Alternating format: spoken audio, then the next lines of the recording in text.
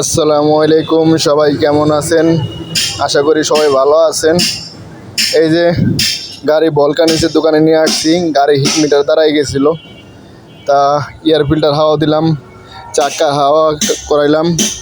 শেষ মুহূর্তে দেয়া রেগুলেটরের কথা মনে পড়ছে, পরে রেগুলেটর হাওয়া দিতেই দেখেন অবস্থা, এত ধুলা জমছে রেগুলেটরের ভিতরে বলার বাইরে ভাই। আমি মনে হয় ধুলায় অন্ধকার হয়ে গেছি, বিশ্বাস করেন ভাই, আমি ধুলায় অন্ধকার হয়ে গেছি, চোখে মুখে কিচ্ছু দেখা যায় না।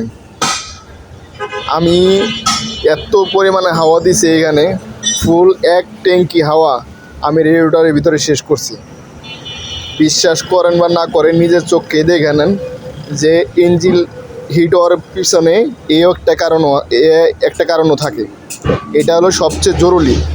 যদি রেডিয়েটর আপনার জ্যাম হয়ে যায় তাহলে আপনার নিঃশ্বাস নিতে পারবো না, আর নিঃশ্বাস নিতে না পারলে পরে আপনার এরকম গাড়ির হিট মিটার দাঁড়ায় যায়। তো অনেক মিস্ত্রির দেখাইছে, মিস্ত্রি দেখার পরে বলে কয় যে পানি কম আছে কি না, মোবিল কম আছে কি না, এই সেই আবি যাবি।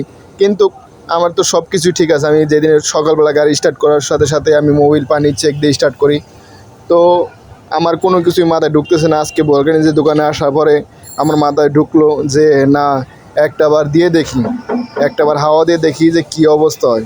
ঠিক আছে, পরে যে হাওয়া দিলাম, হাওয়া দেওয়ার অবস্থা, তো আমি আইডিয়াটা করছিলাম যে এই এয়ার রেডিওটার থেকে মনে করেন কিছু একটা বাইরে হইব, কিন্তু এতটুকু করি নাই যে এত হাওয়া এত ধুলাবালি বাইরে হইব।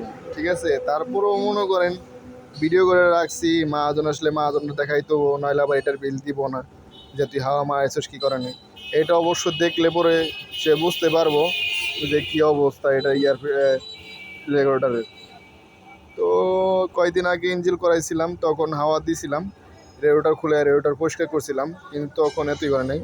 যেহেতু মনে করেন এই 1 মাস 2 মাস যাবো, তো মনে করেন এত হাওয়া জমে গেছে। ঠিক আছে, তো মনে করেন সবাই ভালো থাকবেন। আসসালাম।